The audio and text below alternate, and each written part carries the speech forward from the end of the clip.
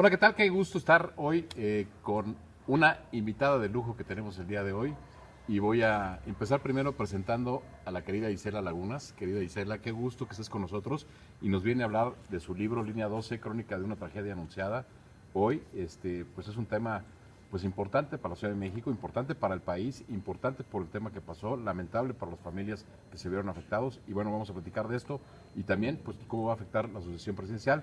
Y hoy estamos con los queridos Pablo Rivera. Hola, ¿qué tal? Y que con el querido Carlos Sandoval. ¿Qué tal? Es un gran gusto y obviamente muy contento de estar aquí con Isela. La verdad es que un librazo. Gracias. Muy bueno. Querida Isela, pues muchas felicidades. Tuvimos oportunidad, para quien no conoce a la famosa Isela, periodista del Universal, periodista de Reporte Índigo, que ahí tuvimos oportunidad de participar juntos. Y hoy, como digo, en este libro Línea 12, Crónica de una tragedia anunciada, que me suena Crónica de una muerte anunciada. Isela, 7 años atrás, 8 años atrás, recuerdo, en un reportaje que hizo en Reporte Índigo, que por cierto se llevó las 8 columnas, señalaba los errores que había en la construcción del metro y señalaba lo que podía pasar. Isela, ¿qué nos platicas un poco de este gran libro que acabas de sacar a la opinión pública? Bueno, primero, antes que nada, gracias por la invitación. La verdad es un gusto estar aquí con ustedes hablando pues del libro. Línea 12, como su nombre lo dice, pues es una investigación acerca del tema que pues marcó la ingeniería mexicana en México y debido a la tragedia pues fuimos noticia internacional, ¿no? Murieron 26 personas en mayo de 2021 y pues eso acelera que toda esta investigación se convierta en libro. Se trata de una investigación que efectivamente no surgió a partir de que se cae la línea 12, sino una investigación de hace 7 años en la que, como el nombre lo dice, pues se venía advirtiendo de todas las irregularidades que había en la línea 12 y de por qué pues era urgente una revisión, era una obra que ameritaba una vigilancia y un mantenimiento extremo. Una obra costosísima, una obra que prometía catapultar las aspiraciones presidenciales de Marcelo Ebrard, hoy secretario de Relaciones Exteriores del gobierno de la Cuarta Transformación. Y bueno, lamentablemente, a pesar de todos los informes, documentos, reportes, estudios que se habían publicado de las fallas de la línea 12, pues tristemente termina colapsando el tren en este tramo que está en la delegación Tláhuac, en la alcaldía de Tláhuac, y que tristemente cobra la vida de 26 personas que no hicieron otra cosa más que confiar en un transporte que les había brindado su gobierno.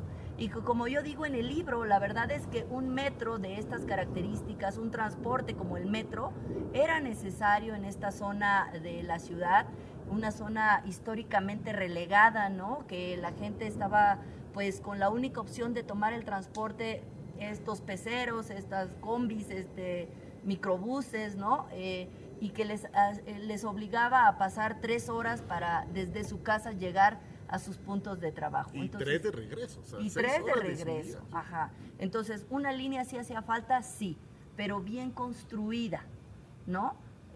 Creo que la línea 12 fue un negocio para pocos, ajá, y la tragedia mortal para muchos. Tú podrías opinar, perdón Jaime, Isela, que de alguna manera la parte política fue más importante que la parte técnica y económica, ¿no? Yo creo que el querer salir a tiempo, el forzar los tiempos, el forzar que la ingeniería, pues las obras toman su tiempo, los fraguados, la construcción de las vigas, los pernos, todo esto fue un tema que se adelantó, se quiso acelerar y ese es el fracaso. Sin duda, sin duda. Mira, algunos abogados que hoy defienden a algunos de los imputados refieren que en ningún momento hubo prisa por inaugurar la línea 12. Yo puedo asegurarles que hubo prisa porque desde que Marcelo llega a la jefatura de gobierno en el año 2006, él proyectó que esta línea 12 o línea del Bicentenario se iba a construir. Y el plan era que como él había cedido su candidatura en el año 2000 para que Andrés Manuel llegara, pues en el 2006 se le recompensa y se convierte en el jefe de gobierno, ¿no? Y desde el 2006 él empieza a trabajar con miras a un plan que todo mundo sabemos que Marcelo tiene y es una aspiración que todos sabemos. Él quiere ser presidente de la República. Y esta obra, no es sencillo que se construya metro en la ciudad por sus costos. Había especialistas que le decían, una obra de esta magnitud en 6 años, pues será un reto, pero nos apuramos, ¿no? Sin embargo, todos los plazos estaban pues proyectados, la obra empezó a construirse desde el año 1 que él llegó, pero se empiezan a atorar cuestiones que pues no estaban previstas. Por ejemplo, encontraron en el terreno pues que había que era un terreno inestable, lo tuvieron que arreglar. Luego se encontraron con el problema de las expropiaciones a todos los propietarios y pues había un conflicto social ahí que también los detuvo mucho tiempo, y finalmente la llegada de los trenes, ¿no? Que la llegada de los trenes se había proyectado para un año, y finalmente con ese criterio de prisa se elige a la empresa CAF, porque originalmente, ahorita vamos a abundar en esa situación, pero originalmente se había proyectado que los trenes serían de manufactura china, y lo digo así porque algunas empresas chinas ya habían anunciado, habían anunciado que ellos iban a invertir en el tren de la Ciudad de México, y finalmente por estas prisas pues termina circulando un tren español de la empresa CAF que no embona con la vía. Y no lo digo yo, o sea, especialistas lo han reiterado, que ese tren no embona con esa vía que Carso e ICA construyeron y que fue diseñado para otro tren. Sí. Y que los propios ingenieros de ICA, perdóname, dijeron en la Asamblea Legislativa, cuando el tren llegó, nosotros ya estábamos, ¿no? Sí, y hay un documento que me llama mucho la atención, que firma el entonces director del metro, si no mal me equivoco, Bojorges, que él, a la hora que le preguntan qué llantas o qué neumáticos recomienda para el tren, él dice que tiene que ser neumáticos. Y después, de hecho, la defensa del consorcio constructores, que hicieron toda la obra pensando en un tren de neumáticos.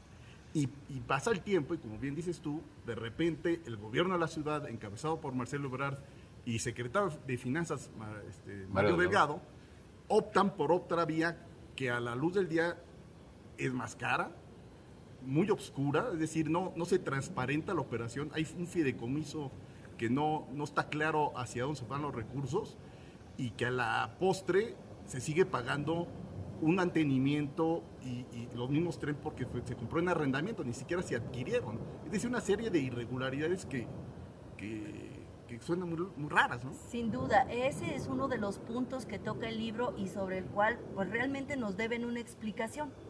Una explicación porque hay muchos claroscuros en la adquisición de esos trenes. Y hoy por hoy es uno de los temas que por supuesto la Fiscalía de la Ciudad de México no toca por ningún motivo.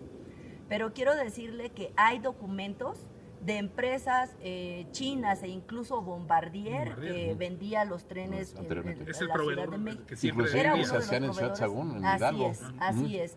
Entonces, hay estos documentos de una propuesta más económica para los trenes. Y eso exhibe también el tema de las prisas que tuvieron por adquirirlos. Porque en el caso de Bombardier, presentó una propuesta muy equiparada con la de CAF. Eran 4 o 10 millones de pesos menos, y el gobierno de la ciudad apuesta a los de CAF porque CAF se comprometía a entregarlos un año antes que Bombardier. Entonces, eso fue una de las detonantes para que se fueran por CAF, porque él prometía que el primer barco cruzaría el océano y estaría en México para los tiempos previstos por ellos, ¿no?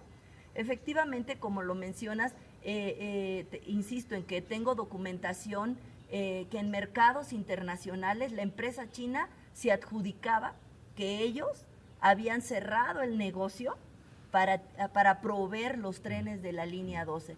¿Y qué pasó ahí? Nadie nos lo explica, porque al final terminamos con los trenes de CAF, que en estricto sentido, y dice el canciller en sus respuestas, que nunca se pensó en otro tren. Entonces, que nos expliquen por qué el vagón del metro de la línea 12 queda mucho más largo que el tamaño del tren. Si tú ingresas a la línea 12 y circulas por sus andenes, queda un tramo como de 12 metros sin utilizar. que la policía auxiliar o los administradores del metro lo sacan de circulación con unos pedazos de plástico. Plástico. Exactamente. Entonces tú ves como el tren de CAF pues queda más corto. Sí. Si no cambiaron de tren, entonces que nos explique por qué se construyeron los andenes más largos, ¿no? Al final, no lo digo yo, lo dicen los expertos, es un tren más ancho que derivado de eso, como no embona en esa vía que ICA construyó, pues la hace pedazos. Claro. Y todos los usuarios y en las revisiones, hay un recorrido que hace el entonces director del metro, del propio Marcelo, que ante las irregularidades, pues todo funcionario se intenta blindar, se hace acompañar de un notario, esa acta está ahí, ¿no? Jorge Bojorquez dice, vente con notario, se sube a la línea 12 y el notario dice, en cada estación, bamboleos. ¿Qué son estos bamboleos? Pues el estremecimiento del tren, que no embonaba sobre esa vía. Otra circunstancia, los ingenieros y arquitectos de ICA, cuando van a declarar que se cierra la línea 2 y van a la Asamblea Legislativa, a la Comisión Investigadora, dicen, es que nunca nos avisaron de un cambio de tren. Y cuando esos trenes de CAF llegaron, nosotros como vía ya existíamos, ¿no? Entonces el problema no fue de nosotros, alguien tomó esa decisión y efectivamente se hizo un estudio para advertir qué tipo de tecnología era más viable en cuanto a costo y mantenimiento. Y el debate era si adquirir trenes con tecnología neumática o férrea. Y este ingeniero, que es un ingeniero muy reconocido, por cierto, profesor del Instituto Politécnico Nacional, Jorge Bojorquez, dice, vayámonos a la segura, jefe. Vayamos, compremos trenes con tecnología neumática, porque los férreos no pueden producir una desgracia de tal envergadura que comprometa a nuestro gobierno. Impresionante. Isela, nos quedamos si quieres con este comentario para arrancar el siguiente bloque. Seguimos aquí en la Asociación Presidencial y seguiremos platicando el libro y luego la relación del libro y de lo que tiene que impactar esto con la próxima elección presidencial del 2024. Regresamos.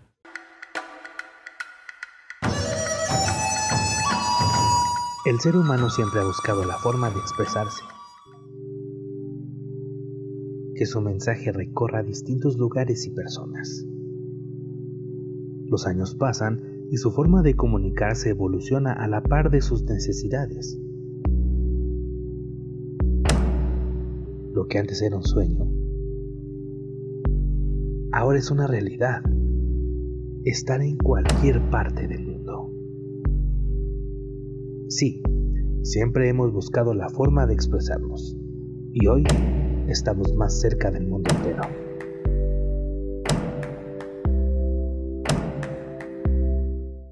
Amigos, amigas, aquí seguimos en este interesante programa con Isela Lagunas, muy interesante lo que nos comentas. Hay un aspecto fundamental que lo comentaba Carlos antes de pasar al corte, que los personajes que hoy, por lo menos en la candidatura de Morena, se perfilan para están indirecta o directamente inmiscuidos en el tema de la línea 12 del metro.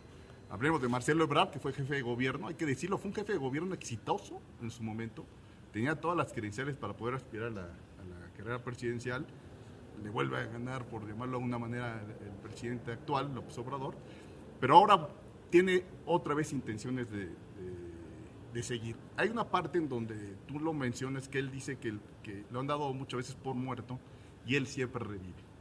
Y después pasas tú en el mismo libro a hablar de los muertos. Estamos hablando de 26 personas que perdieron la vida, pero muchas más relacionadas con estas 26 que les cambió la vida para siempre de una manera trágica, que sufren todos los días, tienen pesadillas, tienen situaciones psicológicas. ¿Qué piensas tú de este aspecto? Primero, de los personajes, de Claudia Sheinbaum, la actual jefa de gobierno, de su papel, le toca a ella que se le derrumbe el tren, le faltó mantenimiento, ya lo veremos si es que los resultados de las investigaciones así lo traducen, o la responsabilidad del entonces jefe de gobierno, ahora canciller Marcelo Ebrard. Mira, muchas veces me han preguntado si justo el libro salió para descarrilar los intereses políticos de algún personaje. Se refieren, por supuesto, a Marcelo Ebrard y a Claudia Sheinbaum, que el propio presidente los llamó sus corcholatas, ¿no? Sí. Y recuerdan aquella mañanera en la que les dice, aquí ya no hay tapados, ¿no? Vamos. Y la menciona a ella, menciona al propio Marcelo, ¿no? Y les da como luz verde para arrancar una anticipadísima carrera presidencial. Mi respuesta es, ¿cómo se cuenta una historia de esta línea 12 sin mencionar a Marcelo Ebrard y a Claudia Sheinbaum? Él, que fue el jefe de gobierno de la ciudad, que ideó, proyectó y construyó esta obra, ¿no? Y luego a ella, que es la jefa de gobierno, a la que se le viene abajo. Y en medio de estos dos personajes, que son los alfiles, que ya estamos viendo se pelean la presidencia de la República, pues queda una administración, la de Miguel Ángel Mancera, ¿no? Convertido hoy en senador y al que vemos como entre tapadito, ¿no? El surf. Ajá, surfeando, no quiere mejor me callo, sí. Y el que habla sale en la foto, ¿no? Pues yo digo, ¿por qué a Mancera no se le toca? No, yo hablo de Mancera mucho. Y pues de la desilusión que como gobernante representó para muchos, ¿no? Y ese sería un libro aparte, hablar de los actos de corrupción o no que se consumaron en su gobierno. Y para eso ya son llamados a cuenta muchísimos de sus colaboradores, ¿no? Sin embargo, pues sí, de Marcelo, porque él ideó esta línea y él delegó y creó esta figura, porque ahí tenía la Secretaría de Obras para construir la línea 12. Y se crea una nueva figura, el Proyecto Metro. Y en Proyecto Metro pone a Enrique Orcasitas, que dicho sea de paso, tenía en ICA, la constructora que ganó el contrato, a un hermano que tenía un cargo directivo impresionante. Ajá. Dice el abogado, por ahí uno de los abogados refiere, no había ningún conflicto de interés porque el hermano llegó primero. Bueno, yo solamente digo, uno de los hermanos Orcasitas era un directivo de ICA y a su hermano se le puso en este proyecto Metro, que era el encargado de adjudicar los contratos, que es Enrique Orcasitas, uno de los 10 imputados de la Fiscalía. Entonces, efectivamente, pues el libro pues perfila y pone ahí lo que hizo o dejaron de hacer estos personajes que hoy, que vamos a ver pidiendo el voto, ¿no? Claro. Yo creo que el libro será una herramienta para quien lo lea de entender cuál fue la participación de cada uno de ellos. Pues Marcelo estuvo ahí, insisto, hubo una prisa por construir esta obra y él delegó en Enrique Orcasitas, que ya la administración de Mancera se encargó de llamar a cuentas, ¿no? De que hubo contratos adjudicados, obra pagada, no ejecutada, le llaman técnicamente, ¿no? Pues de que se entregaron millones y no están las obras por ningún lado. Y luego a Claudia Sheinbaum, que cuando se va a la administración de Mancera le encargan esta obra, debe sostenerse o está sostenida con alfileres. Ella lo minimiza o se confía y la obra se cae. Y digo, lo minimiza porque, como todos ya sabemos, por un tiempo la gerencia de mantenimiento, encargada de tener en el ojo de huracán el mantenimiento, pues estuvo acéfala. Vacante. Así es. Entonces, pues por supuesto, cada quien va a cargar con una responsabilidad. Yo insisto, no sé si penal, porque yo no veo, honestamente, y lo digo en cada entrevista, yo no veo a un Marcelo Ebrard, ¿no?, acudiendo a declarar al juzgado, ni a una Claudia Sheinbaum. Sin embargo, ambos desde ya, están marcados con una responsabilidad política. Y eso, un buen termómetro son las redes sociales. Apenas el canciller se manifiesta sobre alguna víctima o la ayuda a alguien en desgracia, le sacan a relucir, acuérdate que tú aquí tienes tus muertos. Primero los muertos de México y después vas a ayudar al extranjero, ¿no? Así es. Oye, bueno, adelante. Bueno, Carlos, Isela, por aquí en el libro tú señalas que la obra en este tramo debió de haber ido por abajo, que precisamente para acelerar la candidatura y poder llegar de Tláhuac a Los Pinos más rápido, pues se decidió que fuera por arriba cuando este tramo debió haber sido hecho por abajo. Y aquí además se enlazan varias figuras.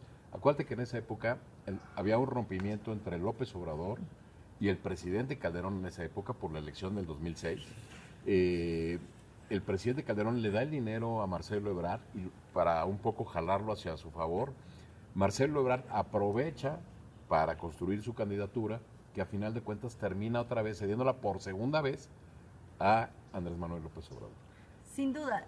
Sí. Adelante, no. La relación de Marcelo y Andrés es histórica, ¿no? Y ha habido estos favores que a la larga se pagan mutuamente, ¿no? En la elección del 2000, Marcelo era uno de los candidatos para la jefatura de gobierno, ¿no? Sin embargo, declina su candidatura y llega Andrés Manuel, ¿no? Y después, cuando Andrés Manuel es el jefe de gobierno, en agradecimiento a ese bondadoso acto, lo convierte en su secretario de Seguridad Pública. Y ahí yo relato un poco de la historia, pues, negra del canciller, porque, pues, hay un vínculo con Tláhuac, que no es el primero. Sí. Le ocurre aquel episodio de los muertos de San Juan Ixtayopan, donde unos policías federales son quemados por la población de Tláhuac, y eso hace que el entonces presidente Fox, que estaba en atribución de sus facultades, remueva a Marcelo Ebrard de la Secretaría de Seguridad Pública, y otra vez Andrés, que era el jefe de gobierno, lo arropa en su gobierno. Secretario de Desarrollo Social lo nombra, ¿no? Y hacen a un lado a Martí Batres. Y ahí llega a la Secretaría de Seguridad Pública otro personaje, Joel Ortega Cuevas, al que se le adjudica ser la mente siniestra de este tono que él decía que era un complot en su contra, ¿no? Entre ellos dos hay una historia política igual, ¿no? De desencuentros, al principio eran amigos, ahora se odian, ¿no? Y pues sí, ese es el primer episodio. Luego en el 2006, que llega Marcelo como jefe de gobierno, se prepara para el 2012 poder aspirar la tan ansiada presidencia de la República y otra vez se tiene que bajar, ¿no? Recuerden que cuando que Marcelo Ebrard, en el 2012, Mancera cierra la línea por primera vez. Y en el 2012 empieza una confrontación pública entre Mancera y Marcelo. Y Marcelo en el 2015 tiene que autoexiliarse en Europa, en Francia, donde se le vio por ahí paseando. Se autoexilia porque decía que el gobierno de Enrique Peña Nieto lo perseguía porque él había sido el autor de pasar la información de lo de la Casa Blanca. Entonces Marcelo otra vez tiene que huir y pues se diluyen sus aspiraciones presidenciales y en ese 2012 llega otra vez, cede su espacio, se diluye por esta confrontación y pues se deben favores mutuos, ¿no? Hoy por hoy no vemos a un presidente, Andrés Manuel, desmarcándose abiertamente del secretario de Relaciones Exteriores, ¿no? Los primeros días, tras la tragedia del metro, sí vimos como que evitaba la foto cercana con el canciller. Hubo un evento público de la conmemoración de la Gran Tenochtitlan en el Zócalo, e incluso lo castiga y lo pasa a los asientos de atrás, cuando él era pues uno de los anfitriones que debía estar junto a él, y en su lugar pone a Claudia Sheinbaum. Y todos esos, para los que nos dedicamos a los medios, pues son mensajes, Jaime, ¿no? La forma es fondo. Por supuesto. Marcelo atrás, serio, relegado, sin ser parte de... A Claudia la pone a su lado y después a todos los invitados, y ella es la coanfitriona, ¿no? Después viene la cumbre en la que vienen distintos presidentes, y Marcelo es el gran anfitrión, y quien está sentado a la derecha del padre de Andrés Manuel es otra vez Claudia. Que no te vaya a oír porque se la va a creer. Oye, se la puede creer. Estamos ya en tiempo ahorita de terminar el segundo bloque. Isela, muy interesante la verdad lo que nos estás platicando. Hoy de verdad muy agradable día para estar hoy con Isela, con Carlos, con Pablo. Y como ustedes acaban de ver, bueno, pues tenemos las ardillas, estamos totalmente aquí grabando en vivo con el perro, ¿no? Entonces no está nada preparado, ¿no? Ahí está Mike persiguiendo al perro por otro lado, pero regresamos para el tercer bloque.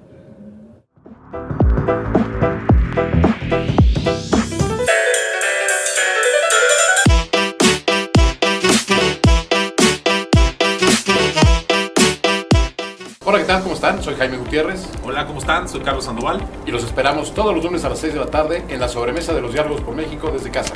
por De la Red Digital. Ahí nos vemos. Pues estamos de regreso aquí en una súper entrevista, en un día muy bonito, una tarde, la verdad, muy a gusto, con Isela Lagunas. La verdad es que es un libro que nos presentaste impresionante, y la verdad ya la relación de que estamos comentando de la asociación presidencial y los temas que se van a abordar, la verdad creo que va a ser impactante, y obviamente se van a ir enumerando y mencionando en todas las ideas y los trayectos que se tengan. Yo quería preguntarte, Isela, de alguna manera, cuando de alguna manera Marcelo y su equipo dicen, oye, vamos a construir este metro, esta línea obviamente faraónica. Hay que recordar, México pues, es el de los primeros, de los pioneros constructores del sistema metro. De hecho, la ICA fue el constructor del primer metro. Por eso yo creo que esas fallas son increíbles.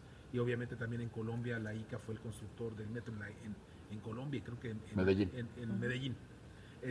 ¿Tú de alguna manera crees que este impacto obviamente buscaba, y lo mencionas en tu libro, buscaba una cosa política adicional, pero ¿quién alrededor de Marcelo crees que haya estado empujando que decidiera por hacer esta obra?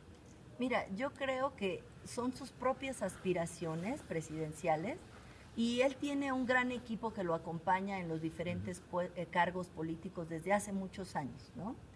¿Y qué quería él? Él dejar una huella, ¿no? Marcar a la ciudad. ¿Y cuáles son estas obras de impacto?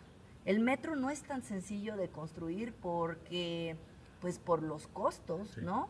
Y todo lo que conlleva de las expropiaciones de terreno, que eso se les puede salir de control y entonces existe un brote social, siempre existe un riesgo, ¿no?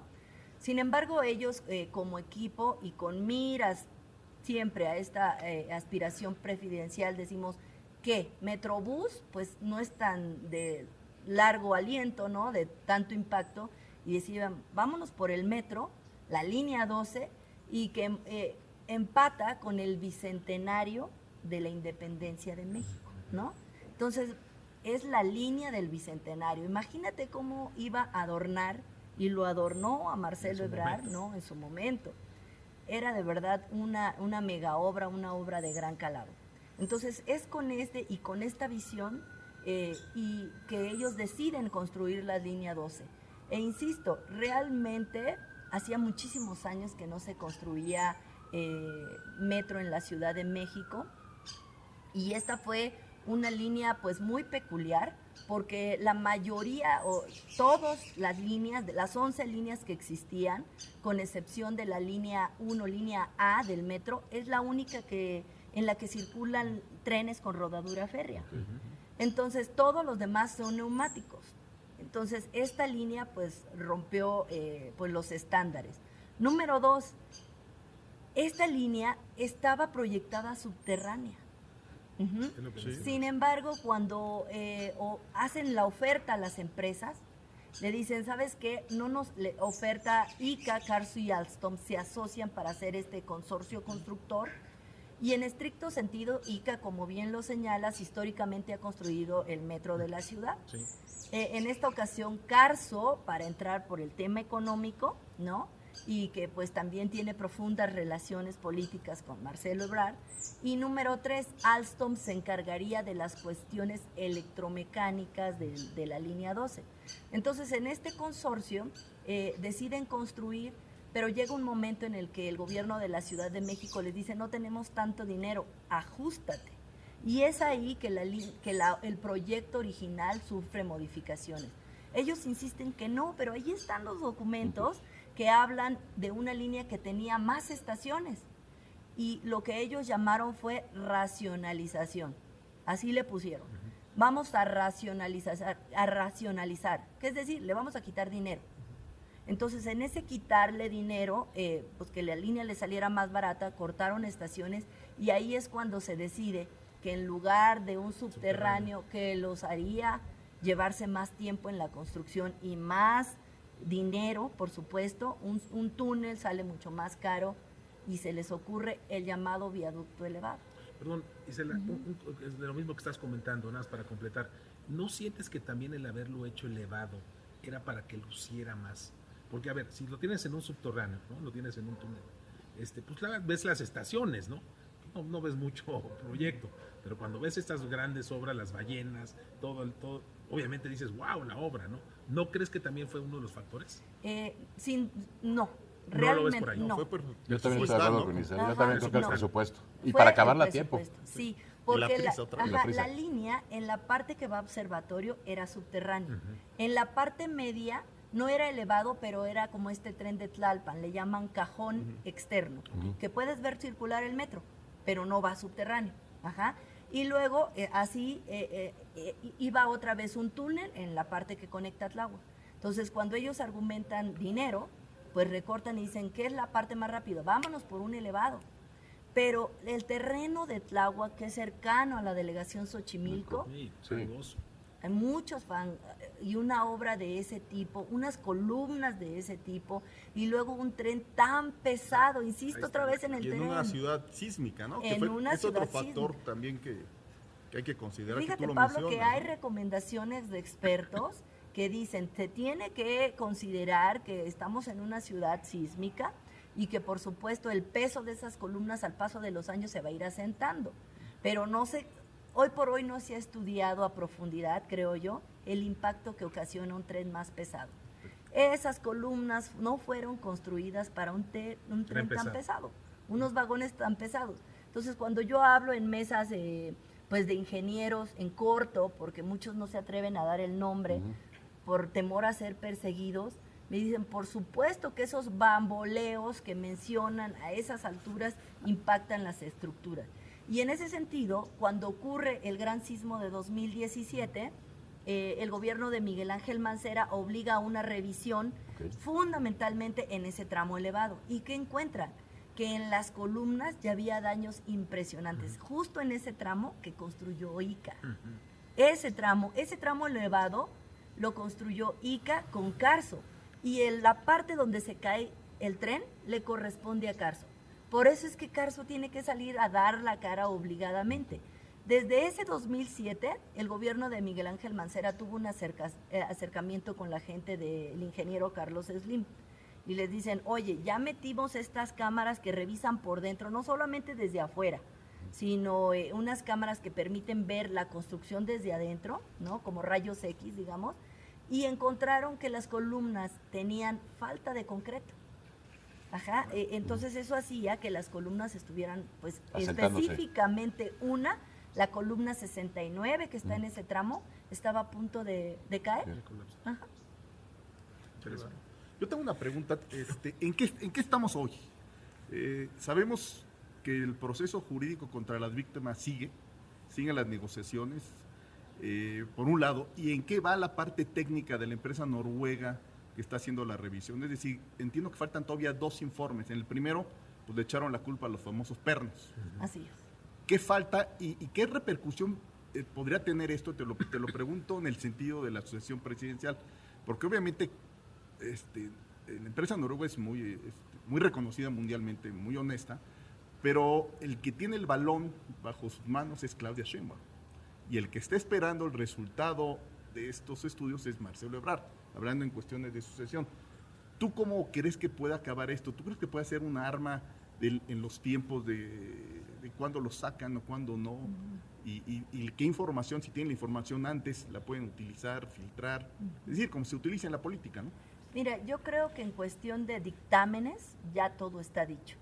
O sea, ya se elaboraron 3 dictámenes por parte de DNB, y DNB fue cuestionada porque no tenía la experiencia necesaria para hacer ese tipo de evaluaciones, ¿no? E incluso por ahí la defensa de algunos de los imputados decía, no tiene experiencia, y en el gobierno de la ciudad, en los pasillos, dicen, es que necesitábamos una empresa que no tuviera tanta raíz en México, que pudiera ser, tristemente, que pudiera ser comprada. Que por cierto, creo que esta empresa está haciendo algo en Dos Bocas, ¿no? Ya están trabajando en México, ¿no? Así es. Oye, perdón, estamos ya con el tiempo ahorita para el tercer bloque. Si para el quieren, cuarto ahorita, ya. nos quedamos con esa Claro, parte. por supuesto. Y vamos al último bloque. Increíble. Oye, buenísimo. gran libro de verdad, lo recomendamos muchísimo. Sí. Isela Laguna, línea 12, Crónica de una tragedia anunciada. Pues vamos al corte y regresamos para el último bloque. Regresamos ahorita en 2 minutos.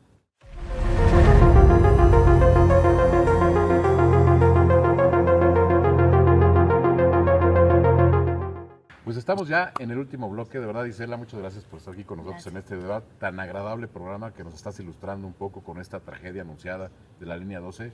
Lamentable, la verdad, para todos los que vivimos en la Ciudad de México lo que sucedió. Y quisiera yo preguntarte, Isela, en este último bloque, hay 3 personas involucradas, 3 jefes de gobierno, el que construyó, el que le dio mantenimiento y a la persona que se le cayó, que es Claudia Sheinbaum. ¿Cómo va a afectar ahora sí esto hacia el 2024? ¿Cómo ves tú hacia la sucesión? Porque pareciera que lo que nos estás diciendo es que todo se carga a un tema de construcción y faltaría algo que el peso de los trenes, que no lo veo por ningún lado, ¿no? Que ese es Mario Delgado. Sí. ¿No? Sí, sin duda. Respecto a DNB y los 3 reportes indican que son errores de construcción, ¿no? Sin duda, pues por debajo de la mesa, pues hay un ataque, ¿no? Entre los 2 alfiles que se disputan la presidencia. Es Claudia Sheinbaum y Marcelo Ebrard. Sin embargo, ambos personajes han como conservado las formas y no por ellos, ¿no? Sino porque desde la presidencia existe ahí, pues supongo una cuestión de no se maltraten porque al final repercute en Morena.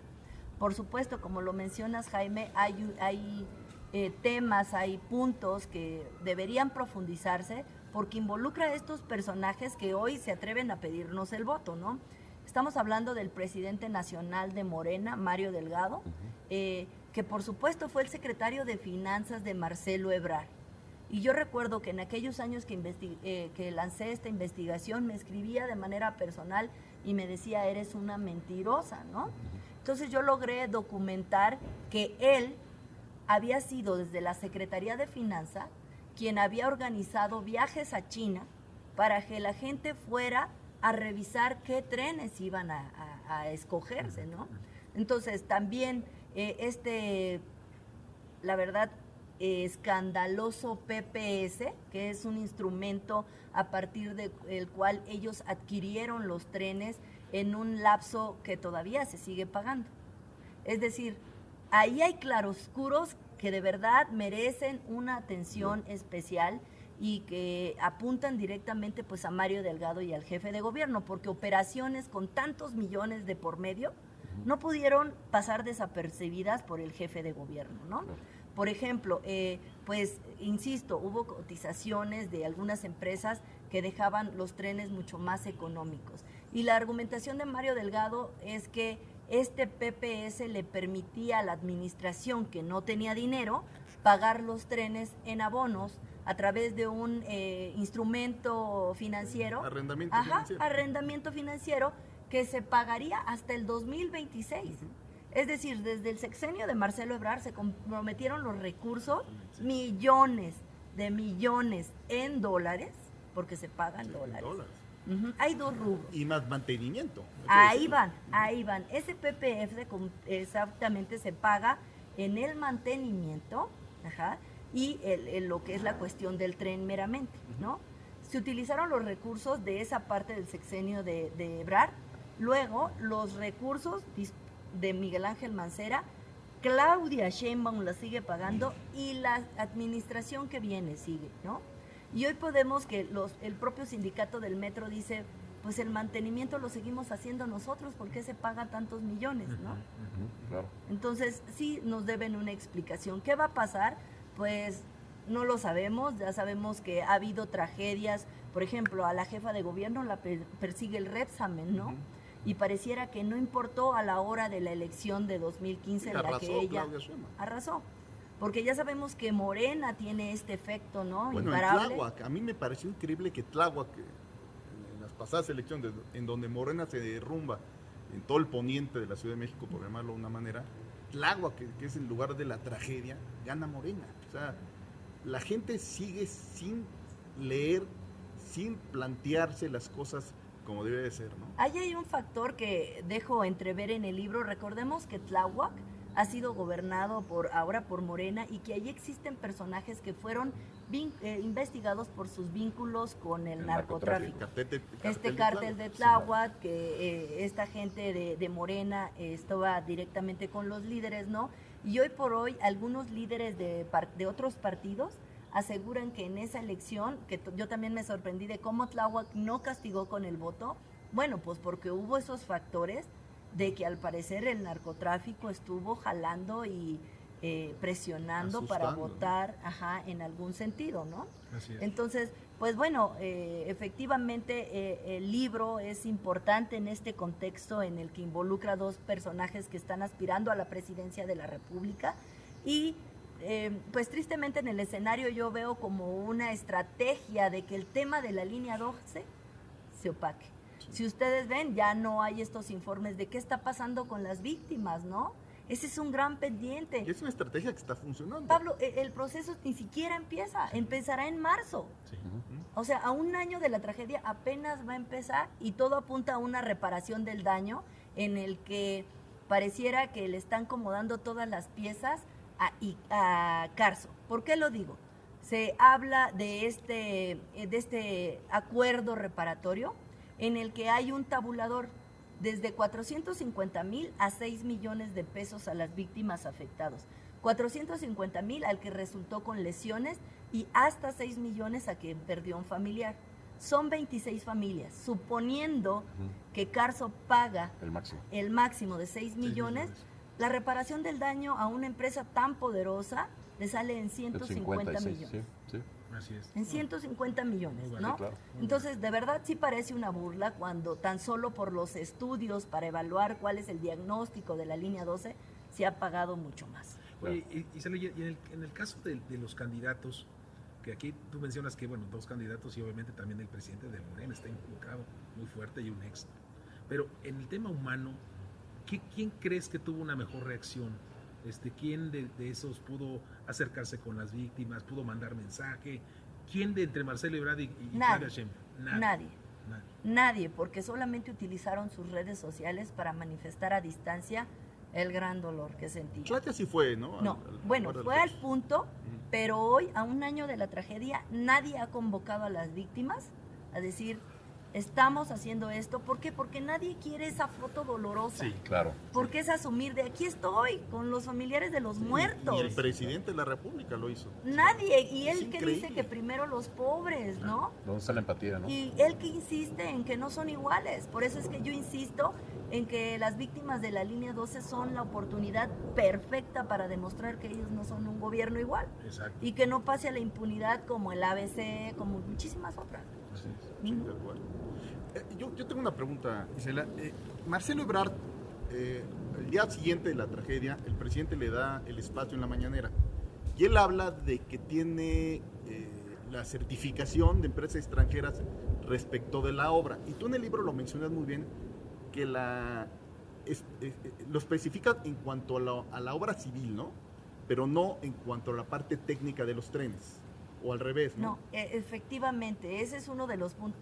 Desde que se sabe de las irregularidades de la línea 12, uno de los distractores o argumentos que menciona el canciller es, pero si la línea está certificada y por empresas internacionales, o sea, entonces me engañaron. Pero cuando tú lees a detalle esas certificaciones, dice específicamente que se está certificando el buen funcionamiento de los sistemas electromecánicos, nunca la obra civil. Ahí está el gran, pues para la gente que no saben, dice, pues si se la certificaron, ¿no? Que es la parte ¿Cómo? de Alstom, ¿no? Lo Claro. que decías, es la parte de Alstom Es la la que parte- está certificada. Y ahí dice, ¿no? O sea, pero estos estudios, cuando llega Mancera y le empiezan a reportar desde el sindicato, oye, el tren se puede caer. O sea, ya el tren se iba. En estas le llaman paradas prolongadas, que él intentaba frenar cuando empezaba la estación y se seguía. Sí. Y un ruido escalofriante, ¿no? Exactamente. Hablan de un chillido, todas las víctimas que usaban todos los días el metro, dicen que el ruido era durísimo y que era increíble que las autoridades no hicieran nada al respecto. Así es. Yo creo que pues ahí políticamente soltaron la obra, ¿no? Y no hubo las supervisiones necesarias. Ahora bien, ¿dónde están las supervisoras? Porque también hay un papel de las Claro. supervisoras, ¿no? ¿Qué anotaron o qué dejaron de anotar las supervisoras? ¿Y dónde están las responsabilidades?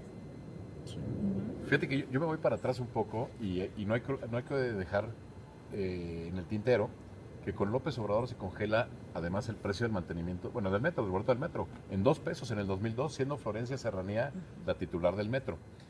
Pasan ahí un tiempo, llega Marcelo Ebrard y Marcelo saca ahí medio un bono para 3 pesos, sube la cuota y luego la sube Mancera a 5 pesos, que se arma un escándalo, ¿no? 5 pesos el metro. Hoy el metro de la Ciudad de México, si lo trasladáramos al costo actual, debería costar 13.50, 13, 14 pesos. Quiere decir que hay un déficit de 8 pesos. Por cada 5 millones de viajes que hay, estás hablando de 40 millones de pesos, diarios en la Ciudad de México que falta y que el gobierno no le va a meter. Claro. Entonces, ese dinero además, pues está en deterioro también de la línea del metro. Entonces, aquí hay un tema complicadísimo además, que ya nos metimos por el tema del populismo, ¿no? Sin duda, porque recuerden que el tema de primero los pobres y la ciudad de la esperanza abona esto, ¿no?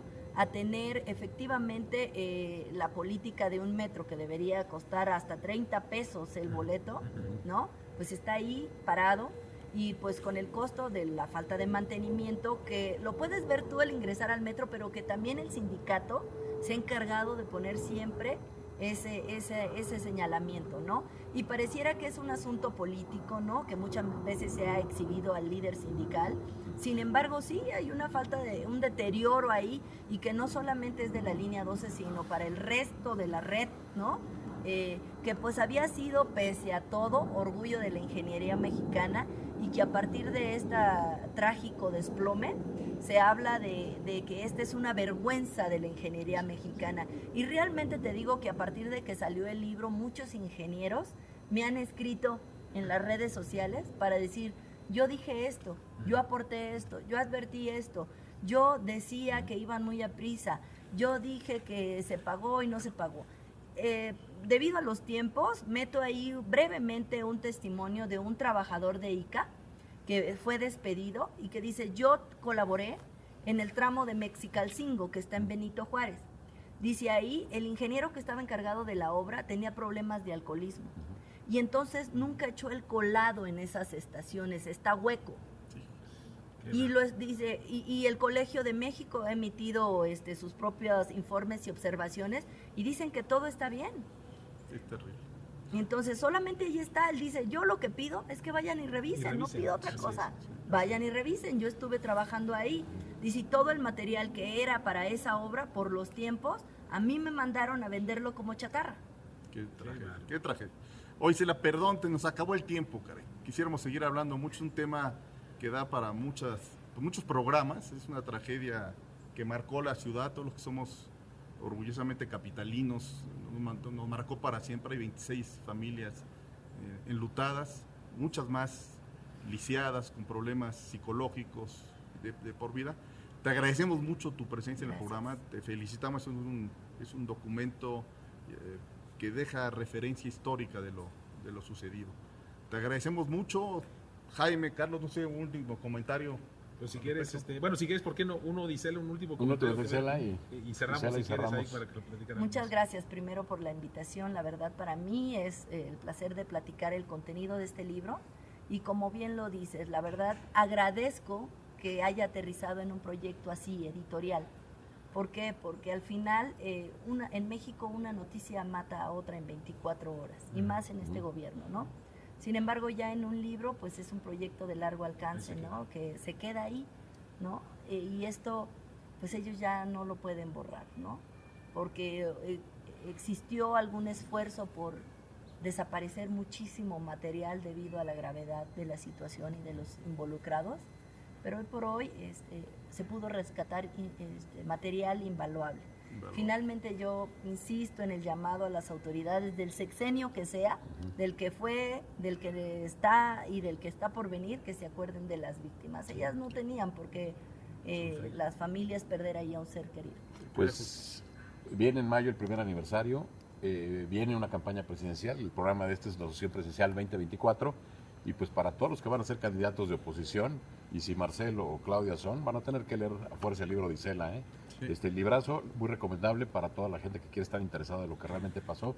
Isela es una mujer muy valiente, la verdad te reconozco, Isela, siempre te he reconocido tu trabajo, tu profesionalismo, y muchas felicidades por el libro. Muchas gracias. No, pues Isela, la verdad es que es un verdadero placer, un gustazo que hayas estado con nosotros, un libro muy valiente, un libro que hablas, ahora sí que sin ningún tapujo, hablas las cosas como son y creo que va a quedar, ya está aquí para la historia y obviamente, como bien lo decimos, para este tema de la asociación presidencial, pues va a ser un referente de qué hicieron y cómo actuaron después, y todavía tienen tiempo de hacer algo en favor de las víctimas, que creo que ahorita es lo más importante, ¿no? Pero muchas gracias y muchas gracias a todos. Sí, Gracias muchas a gracias. ustedes. Gracias. Nos vemos en el próximo capítulo de la Asociación Presidencial.